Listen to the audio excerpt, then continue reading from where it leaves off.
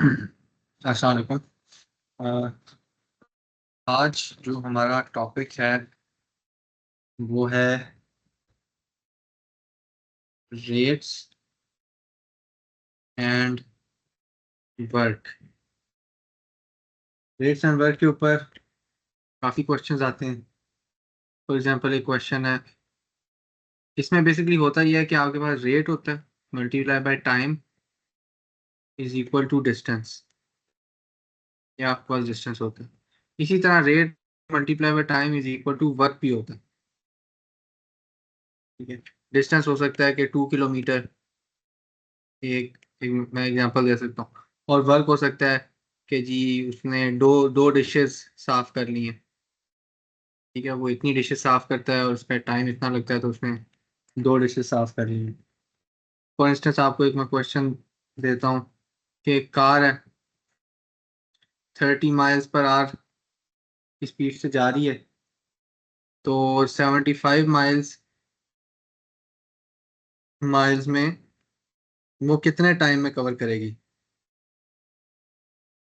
तो इसी तरह RTD, ठीक है, रेट उसका 30 है, डिस्टेंस उसका 75 है, तो 75/30 2.5, 2.5 आवर्स में टाइम कवर करेगी।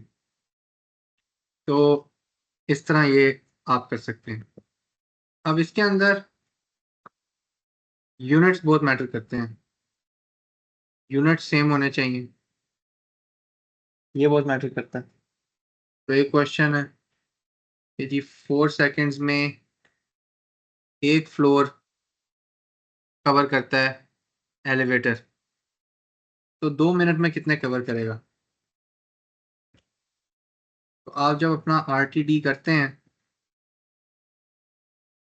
तो यहाँ पर लिख लिया करें, रेट आपका अगर 4 सेकेंड में एक फ्लोर है ना, तो 1 फ्लोर डिवाइडेड बाय 4 सेकेंड।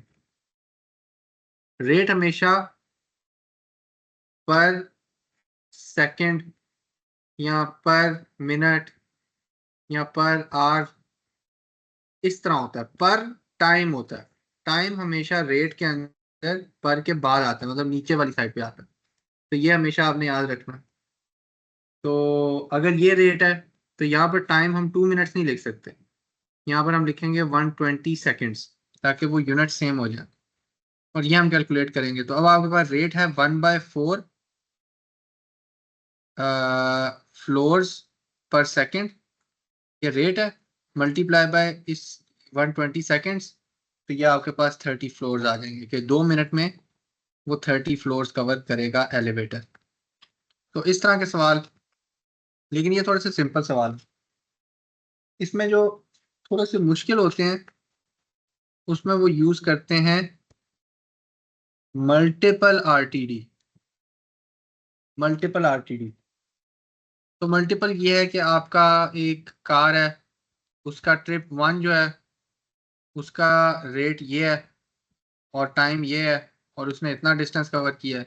और फिर वो उधर से एक और ट्रिप पे गई है, ट्रिप 2, उस वो इतने रेट पे गई है, और फिर उस वो इतना टाइम लगा और उसका इतना डिस्टेंस हुआ। तो इस तरह करके, तो आप अच्छा आप बताएं कि टोटल उसका कितना टाइम लगेगा और टोटल डिस्टेंस उसने कितना कवर किया। इस तरह के सवाल ज़्यादातर आते हैं, मल्टीपल RTDs होते हैं। तो इस तरह के सवालों में आपने ये देखना है कि इसमें कुछ केसेस होते हैं। सबसे पहले हम रेट को देखते हैं। रेट के केस में सबसे पहला मैं आपको केस बताता हूँ। Train A is travelling at twice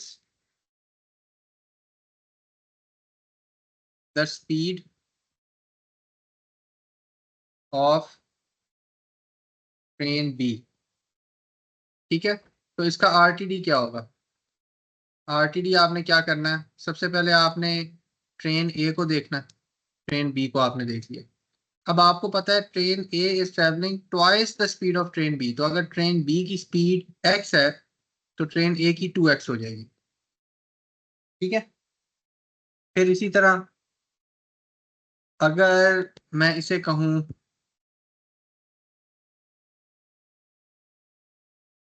इसे मैं कहूं, इसे भी यहां से हटा देता हूं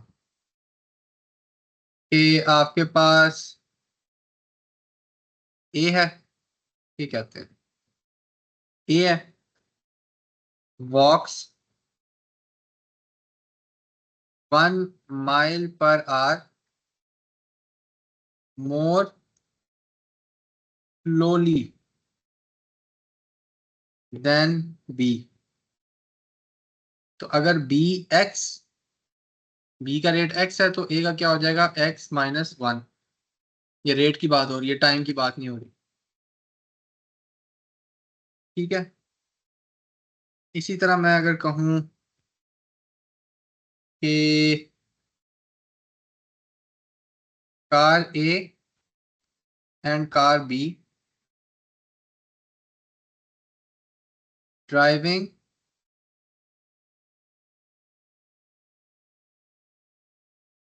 डायरेक्टली टूवर्ड्स ईच अदर। अब इसमें आपको पता है कि कार ए और कार बी डायरेक्टली अगर अगर एक दूसरे की तरफ जा रहे हैं तो इसका रेट लेट सपोज ए है, ये ए की स्पीड से जा रहा है, ये बी की स्पीड से।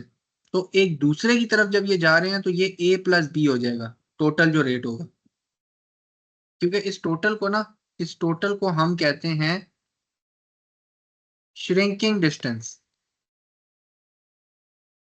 Shrinking distance.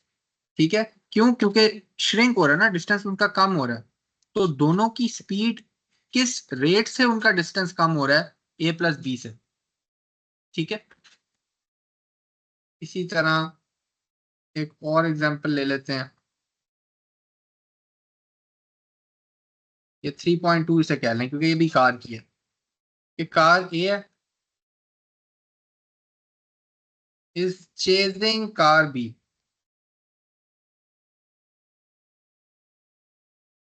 And catching up. अब इसका क्या मतलब है? कार ए कार बी को चेज कर रही है और उसे कैचअप कर रही है। कैचअप का मतलब है कि उसके करीब आती जा रही है आहिस्ता आहिस्ता। यानी कि कार ए की स्पीड ज्यादा है और बी की स्पीड कम है। तो अगर ए का एक स्पीड है और बी की दूसरी स्पीड है और ए की स्पीड ज्यादा है तो ये ए माइनस बी हो जाएगा। क्योंकि ए माइनस बी से अब उनका डिस्टेंस श्रिंक कर रहा है। समझ रहे हैं इस बात को? ए माइनस बी से उनका डिस्टेंस श्रिंक कर रहा है कि आप बड़ी स्पीड से छोटी स्पीड माइनस कर लें तो उस रेट से अब वो श्रिंक कर रहा है डिस्टेंस। फिर इसी तरह 3.3 ले लेते हैं कि car A is chasing car B and following behind. तो ये क्या चीज है? फॉलोइंग बिहाइंड का मतलब है कि कार ए कार बी को चेज तो कर रही है लेकिन उससे अब आहिस्ता आहिस्ता वो फॉल बिहाइंड कर रही है, यानी कि दूर होती जा रही है। तो क्या मतलब हुआ कि कार ए की स्पीड स्लो है, वो नहीं पकड़ पा रही कार बी को। तो जब कार ए की जो भी स्पीड है और कार बी की भी एक स्पीड है, कार बी की स्पीड ज्यादा है कार ए से, तो अब उनका जो डिस्टेंस है वो आहिस्ता आहिस्ता ग्रो कर रहा है, वो श्रिंक नहीं कर रहा। ये बी माइनस ए हो जाएगा। ये बड़े में से छोटा, ये टोटल की हम बात कर रहे हैं, टोटल डिस्टेंस उनका। तो इस तरह की वो जब रियल वर्ल्ड एग्जांपल्स में हम करेंगे तो फिर आपको समझ आएगी ज़्यादा बेहतर।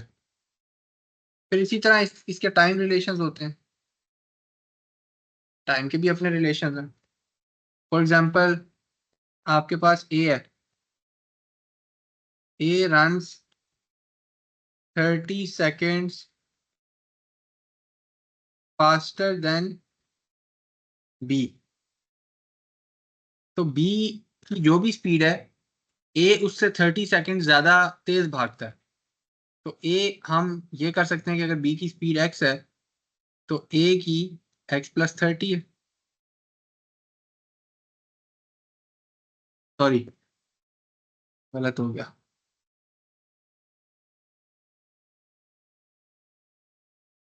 रन्स रन्स के जो अंदर अंदर 30 सेकेंड्स फास्टर का ना, ये टाइम टाइम आ रहा है, ये रेट नहीं आ रहा,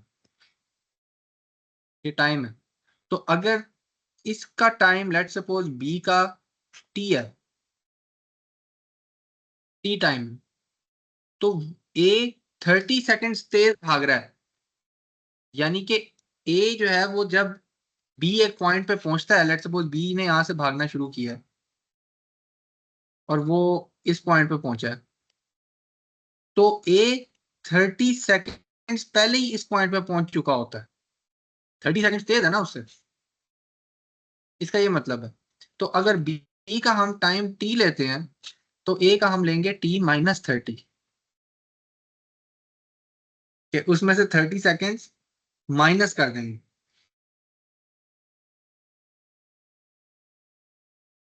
ठीक है, क्योंकि वो लेट सपोज बी पहुंचा है 40 सेकंड में, तो ए 40 -30 10 सेकंड में पहुंच जाएगा, क्योंकि वो 30 सेकंड फास्टर है। ये लॉजिक है। इसी तरह इसका दूसरा देखते हैं। ए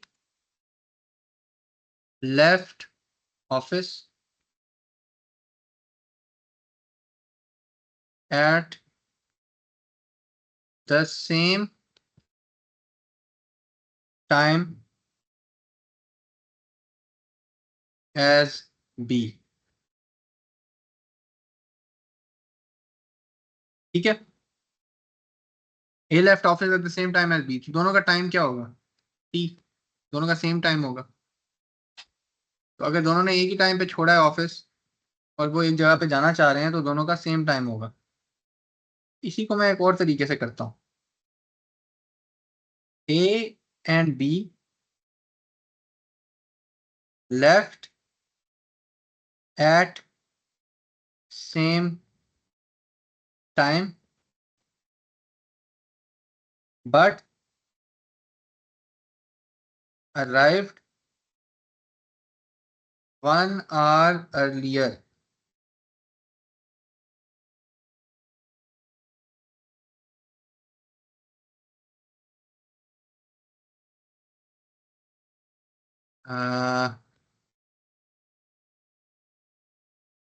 ए अराइव्ड 1 hour earlier। ठीक है, ए अराइव्ड 1 hour earlier। तो ए और बी एक ही टाइम पे निकले, लेकिन ए 1 घंटा पहले पहुंच गया। तो अगर बी ने टी टाइम लगाया, तो ए ने T-1 लगाया, 1 घंटा पहले पहुंच गया। ठीक है, इसी को मैं एक और तरीके से आपको देता हूँ।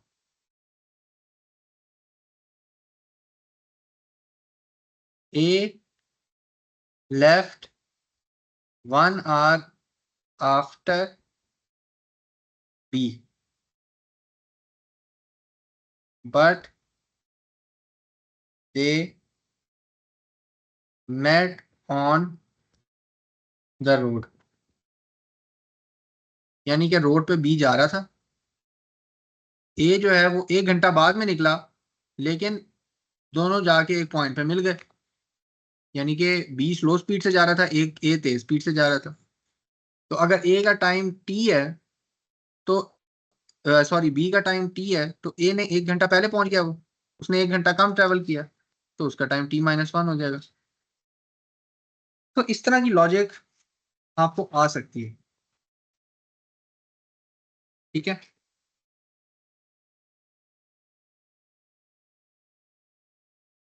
फिर इसमें सिचुएशंस आ सकती हैं।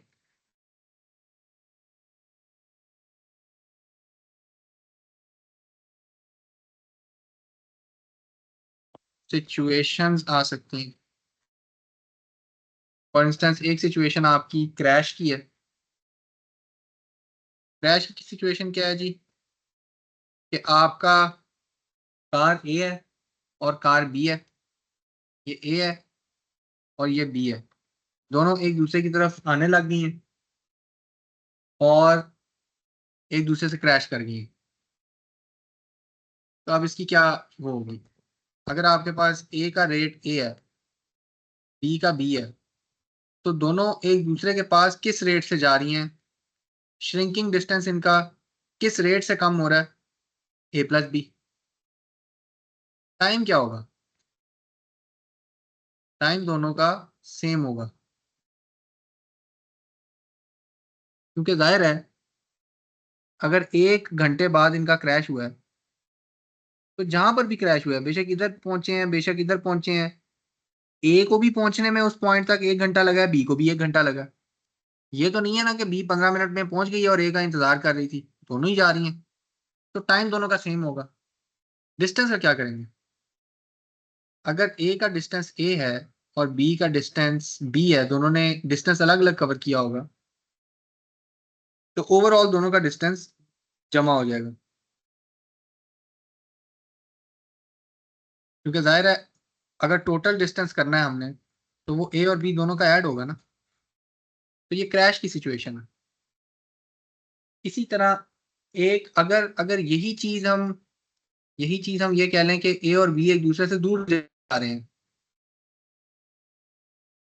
ये ए है ये बी है, एक दूसरे से दूर जा रहे हैं, अब क्या होगा? अब भी एग्जैक्टली यही सेम चीजें होंगी, क्योंकि इनका रेट जिस रेट से ये दूर जा रहे होंगे वो ए प्लस बी होगा, टाइम उनका वही रहेगा। ए प्लस बी उनका डिस्टेंस होगा कि जितना दूर जाएंगे उतना ज्यादा डिस्टेंस बढ़ेगा। तो क्रैश सिचुएशन या दूर ड्राइविंग अवे वाली सिचुएशन एक ही होती है। ठीक है, और देखते हैं। फिर एक सिचुएशन आ सकती है चेज। चेज सिचुएशन में ये कार ए है और ये कार बी है। कार ए चेज कर रही है कार बी को। कार ए की स्पीड थोड़ी ज्यादा है, कार बी की कम है।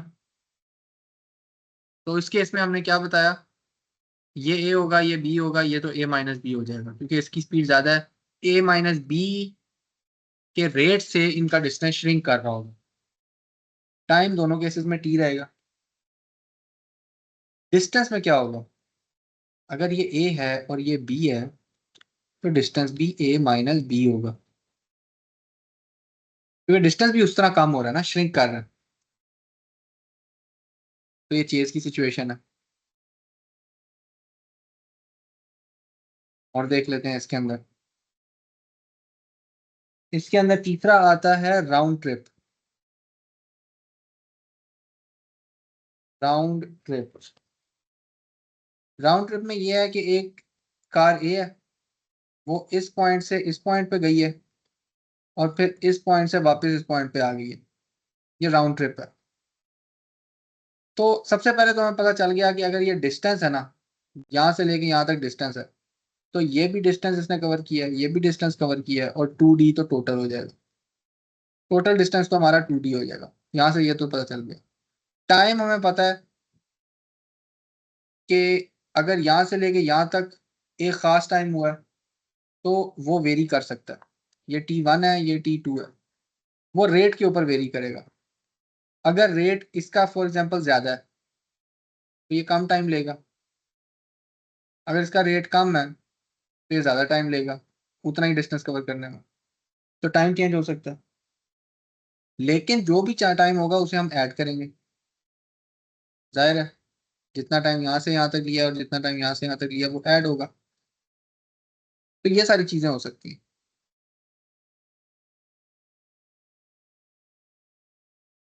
राउंड ट्रिप भी हो गया। इसमें इसमें ये चीज है कि जो डिस्टेंस है ना, जिस तरह हमने डी लिया था, वो 2D हो गया था। इस डिस्टेंस को आपने ना ख्याल से चूज करना है। फॉर इंस्टेंस अगर यहाँ पर ये 5 है, यहाँ पर ये 4 है, रेट आपने निकालना है।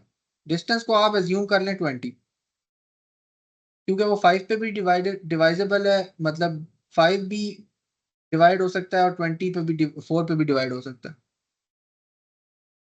तो जब आपकी assumption आप लेने का टाइम आएगा ना तो स्मार्ट assumption लेनी है ताकि आपका सवाल आसान हो जाए, वरना जीआरई में बड़ा मुश्किल हो जाएगा। ठीक है, ये मेन मेन सिचुएशंस थी। इसके अलावा कुछ एक दो और भी सिचुएशंस हैं, वो आप बुक में देख लीजिएगा जो मैं अभी भेजूंगा। इसमें मुझे अभी आप 5 मिनट दें, मैं 5 मिनट बाद आता हूँ।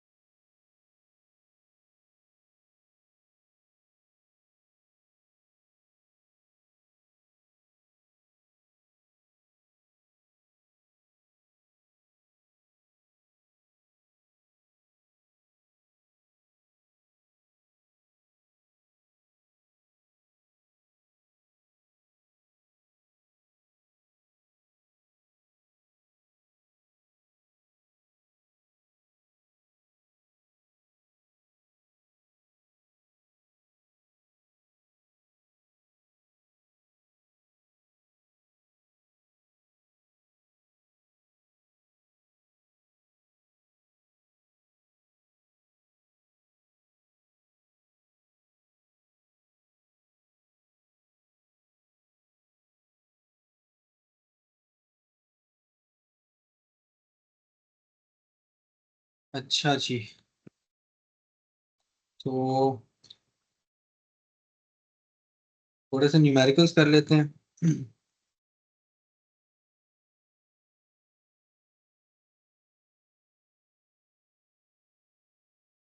एक क्वेश्चन है,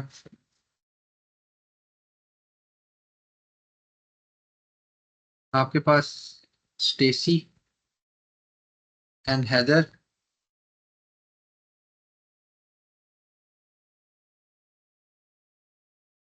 इनका एक दूसरे से फासला है 20 माइल्स। 20 माइल्स, समझ लें ये हैदर है और ये स्टेसी है। अब ये एक दोनों की एक दूसरे की तरफ आना शुरू कर देती हैं, ये यहाँ पर चलना शुरू कर देती है, ये इस तरफ चलना शुरू कर देती है, तो क्रैश सिचुएशन है। अब हम इसे लिख लेते हैं, ये हैदर है, ये स्टेसी है, आरटीडी बना लेते हैं। हैदर की उन्होंने बताया कि जो स्पीड है वो है 5 माइल्स पर आवर। तो हैदर की हम लिख लेते हैं 5 माइल्स पर आवर। स्टेसी की उन्होंने कहा है कि हैदर से 1 माइल ज्यादा है, तो वो 6 माइल्स पर आवर होगी।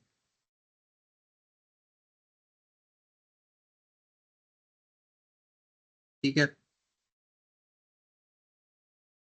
अब फिर उन्होंने बताया कि जो हैदर है ना, वो 24 मिनट्स लेटर, 24 मिनट्स बाद चली है स्टेसी से। स्टेसी ने पहले चलना शुरू कर दिया, हैदर 24 मिनट्स बाद चली है। अब how far from the original destination हैदर would be when the two meet. अब जब 24 मिनट बाद हैदर चली है, तो अपनी ओरिजिनल डेस्टिनेशन से ये कितना दूर आ गई होगी, यानी कि ये डिस्टेंस कितना होगा जब दोनों एक दूसरे से मिलेंगी।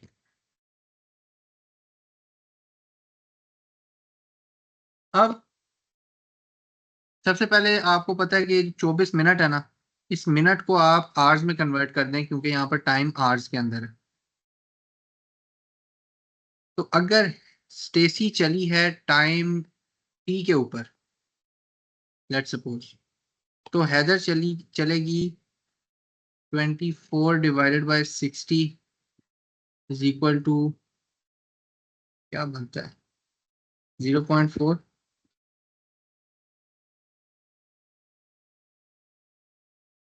तो हैदर चलेगी टी -0.4 के ऊपर।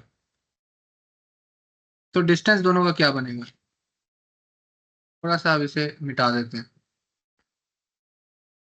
यहाँ से भी हम मिटा देते हैं।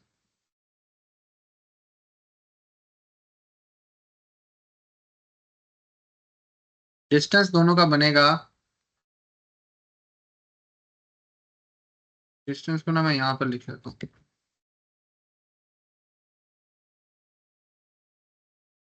ये डिस्टेंस मैं लिख देता हूँ, ठीक है। इसका डिस्टेंस बनेगा 5 × t - 0.4, और इसका डिस्टेंस बनेगा 6t। अब हमें पता है कि 5 × t - 4 और 6t, और टोटल डिस्टेंस कितना है, हमें पता है कि वो टोटल डिस्टेंस इन दोनों के दरमियान में 20 माइल्स था। 20 माइल्स। तो ये अब हमारे पास एक कॉलम आ गया डिस्टेंस का, ठीक है। तो इसे आप सिंपली क्या करेंगे,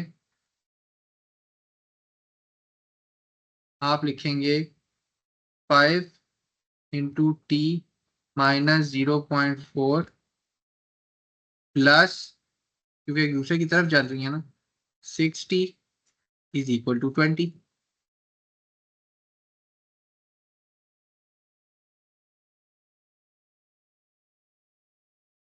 अब आप इसे मल्टीप्लाई कर लें, 5t माइनस 5 × 0.4 क्या होगा, 2 आ जाएगा, प्लस 60 इज इक्वल टू 20। ये 2 इधर जाके प्लस हो जाएगा, और ये 5t प्लस 60 11t आ जाएगा, तो ये 11t इज इक्वल टू 22 हो जाएगा। t is equal to 2। अब ये t इज इक्वल टू 2 क्या चीज है? ये s का टाइम है जो स्टेसी है। हैदर का क्या टाइम होगा? t minus 0.4, sorry 5 into T minus 0.4, तो ये हो जाएगा 5 इंटू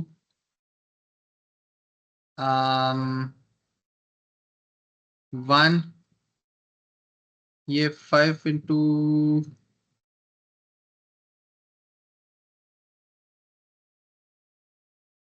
2 माइनस 0.4,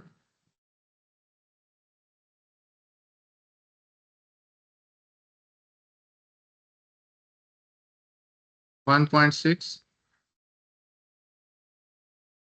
8 बन जाएगा।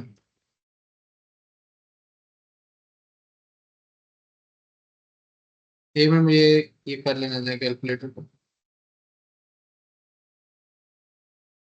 हाँ 8 बनेगा। ठीक है, तो ये 8 इसका आंसर होगा कि हैदर को 8 मिनट्स लगेंगे। ये मिनट्स में है या आर में? नहीं, ये डिस्टेंस है, ये डिस्टेंस है, ये माइल्स है, 8 माइल्स। हैदर का डिस्टेंस 8 माइल्स होगा जब वो स्टेसी से मिलेगी। ठीक है, इस तरह के क्वेश्चन आ सकते हैं। फिर एक और क्वेश्चन देख लेते हैं। लूसी है, वो 4 माइल्स पर आवर की स्पीड से एक काम करती है, वर्क।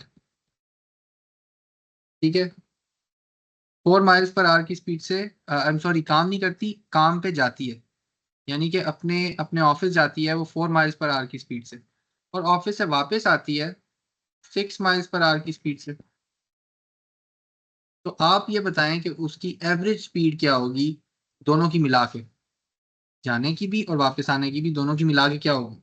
अब देख के तो ये लग रहा है कि यार ये तो बड़ा आसान है, 4 + 6 10 डिवाइडेड बाई 2 5। लेकिन ऐसा नहीं है, क्योंकि जब वो 4 माइल्स की स्पीड से जा रही है तो वो असेंशियली स्लो जा रही है, उसमें टाइम उसे ज्यादा लग रहा है। ठीक है, और 6 माइल्स की स्पीड से उसे टाइम कम लग रहा है, वो तेज जा रही है। तो जो एवरेज स्पीड होगी वो ओवरऑल टाइम पे डिपेंड करेगी और डिस्टेंस के ऊपर डिपेंड करेगी। ठीक है, तो इससे इसको इसको करते हैं। आरटीटी आपने बनाया। अब आपको पता है कि लूसी, इसे कहते हैं ट्रिप ए और ट्रिप बी। जो वर्क पे जा रही है वो ट्रिप ए है, तो ट्रिप ए के अंदर उसकी 4 माइल्स पर आवर की स्पीड है, ट्रिप बी के अंदर 6 माइल्स पर आवर की स्पीड है। माइल्स पर आवर भी लिख देते हैं।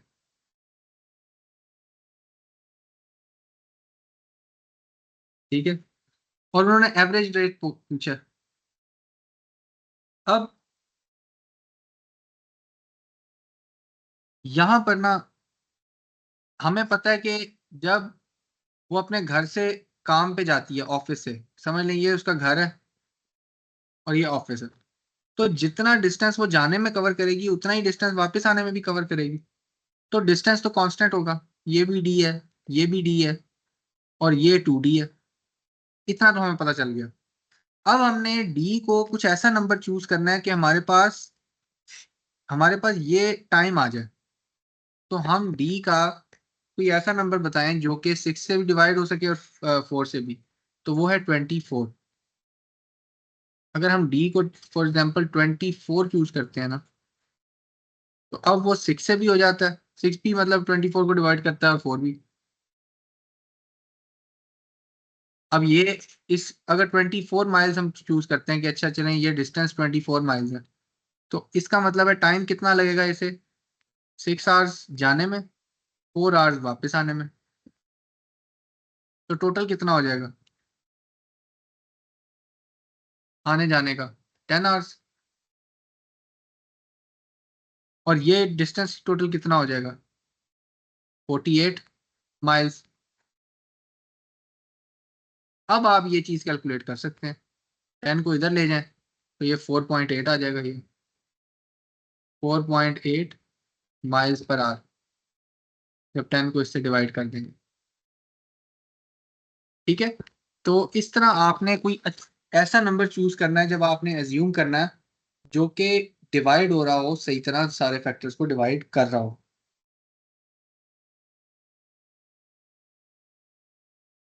ठीक है,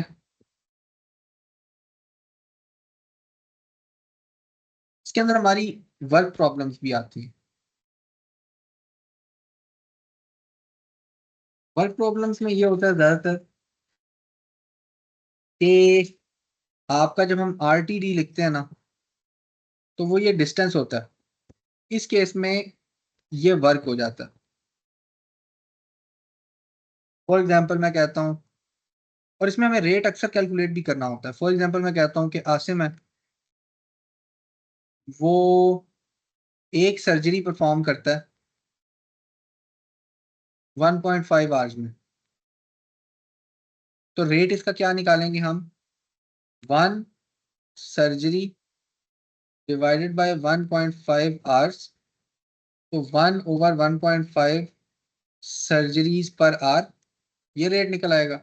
तो 1/1.5 अगर आप करेंगे तो 2/3 बनता है सर्जरीज पर आवर। तो इस तरह इसका कभी कभार वर्क वाले केसेस में आपको रेट निकालना पड़ता है। ये क्वेश्चन देख लेते हैं।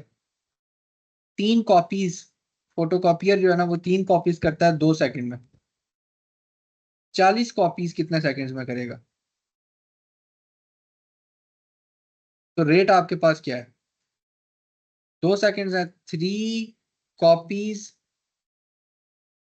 डिवाइड बाय 2 सेकंड्स, यानी कि 3/2 कॉपीज पर सेकंड, ये रेट है आपके पास।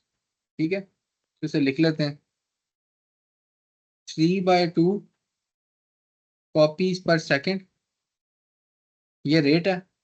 टोटल कितने हमने निकालनी है, 40 कॉपीज, ये वर्क है। तो टाइम कितना लगेगा, 3/2 को इधर ले जाए, ये 80/3 आ जाएगा। उसको आप करेंगे तो आपके पास एक टाइम आ जाएगा।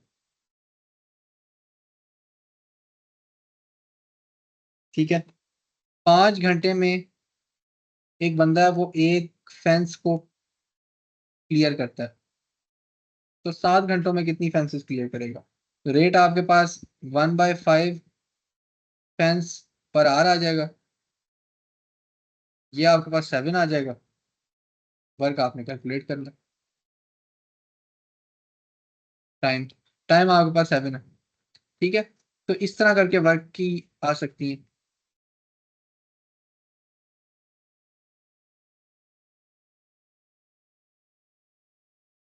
फिर इस तरह का क्वेश्चन आ सकता है कि एक बंदा ए है, वो 1 घंटे में गाड़ी साफ करता है, कार वॉश। बी है, वो 2 घंटों में करता है, और सी है, वो 3 घंटों में करता है। तो अगर तीनों मिलकर एक गाड़ी साफ करें तो वो कितनी देर में कर लेंगे? तो आपने वही सारा सिस्टम करना है। इसका जो रेट है ए का, वो है 1 कार पर सेकंड। बी का रेट है 1/2 कार्स पर सेकंड, यानी कि 1 कार पर 2 सेकंड्स। और इसी तरह सी का है 1/3 कार्स पर सेकंड। टाइम हमने निकालना है, तीनों का डिफरेंट टाइम होगा। और डी क्या होगा, डिस्टेंस, यानी कि ये डी जो है वो वर्क है ना, डब्ल्यू कार वॉश है, जिस वॉश ये 1 होगा, क्योंकि एक गाड़ियां साफ करते हैं ना सारे। तो अब जब हम इसे टोटल करेंगे, इसे आप टोटल करें, तो ये ये टोटल होंगे, तो ये तो 3, ये टोटल नहीं आपने करना, आपने आपने सवाल था कि एक गाड़ी वो कितनी देर में साफ करेंगे। तो अगर टोटल एक गाड़ी है तो टाइम हमने निकालना है और इस चीज को हमने टोटल करना है कि ये रेट क्या होगा अगर तीनों के रेट्स मिल जाएं। तो ये सिंपल सा रेट है 1 + 1/2 + 1/3। ये तीनों रेट्स हैं, ये आपने जमा कर लेने। ये आएगा आपके पास 1.8। ये 1.8 आ गया, उसे आप 1 से डिवाइड करें यहाँ पर ले जाके, तो ये आपके पास टाइम आ जाएगा 0.55 आवर्स। इसे आप मिनट में भी कन्वर्ट कर सकते हैं 60 से मल्टीप्लाई करके। ठीक है, फिर पॉपुलेशन के प्रॉब्लम्स आते हैं। पॉपुलेशन पॉपुलेशन के प्रॉब्लम्स काफ़ी आते हैं। लेट्स सपोज एक क्वेश्चन मैं आपको देता हूँ। एक बैक्टीरिया है, वो ट्रिपल्स ट्रिपल्स एवरी 10 मिनट्स। ठीक है, हर 10 मिनट बाद वो ट्रिपल होता है। फिर वो बताते हैं कि 20 मिनट्स अगो उसकी पॉपुलेशन थी 100। तो आप बताएं कि कितनी देर में उसकी पॉपुलेशन 24,000 हो जाएगी, पॉपुलेशन हो जाएगी। एक बैक्टीरिया, वो हर 10 मिनट बाद ट्रिपल होता है और 20 मिनट पहले उसकी पॉपुलेशन 100 थी। तो टोटल पॉपुलेशन 24,000 कब हो जाएगी। तो इसका ना सिंपल एक वो बना लिया करें चार्ट। ये आपके पास पॉपुलेशन है, ये आपके पास टाइम है। अब -20 के ऊपर यानी कि 20 मिनट पहले पॉपुलेशन 100 थी, हर 10 मिनट बाद ट्रिपल हो रही है, तो -10 यानी कि 10 मिनट पहले उसकी पॉपुलेशन 300 हो जाएगी। फिर प्रेजेंट, ये जो अभी वाला टाइम है, उसमें उसकी पॉपुलेशन कितनी हो जाएगी 900। फिर 10 मिनट बाद और कितनी हो जाएगी 2700। फिर और 10 मिनट बाद कितनी हो जाएगी 2400, सॉरी 8100। और फिर और 10 मिनट बाद उसकी हो जाएगी 24,300। तो ये 24,000 उसने रीच कर लिया कितने मिनट बाद, 30 मिनट बाद। तो इस तरह चार्ट बना लिया करें, इस तरह क्वेश्चन। तो ये आपका था वर्क रेट प्रॉब्लम। इसके अंदर आपने पेज नंबर 13 जो है, जो मैं आपको स्लाइड शेयर करूंगा अपना नोट्स, पेज नंबर 13 आपने कर लेना और उसके ऊपर प्रैक्टिस प्रॉब्लम्स हैं वो आपने देख लेंगे। ठीक है, इसके अलावा वोकेबलरी मैंने आपको दी हुई है। वोकेबलरी आपने रोज के 10 क्वेश्चंस करते रह 10 आपने करने हैं वर्ड्स, और अपनी वोकेबलरी इंक्रीज करते रहें। और उसकी मैंने वो चार्ट भी बनाया हुआ है, प्रोग्रेस टैब, उसमें डालते रहें कि आपने इतने वर्ड्स याद कर लिए हैं, इतने कर लिए हैं। और उसके अलावा मैंने आपको जो मस्ट बी ट्रू क्वेश्चंस का वो दिया है, उसे आप सही तरह अच्छी तरह पढ़ लें, उसको आपको समझ आ जाएगी जो मैंने उसे समरी उसकी दी है। तो बस ये सारी चीज़ें कर लें तो इंशाल्लाह अगली क्लास हम लेंगे संडे को। ओके, अल्लाह हाफिज़।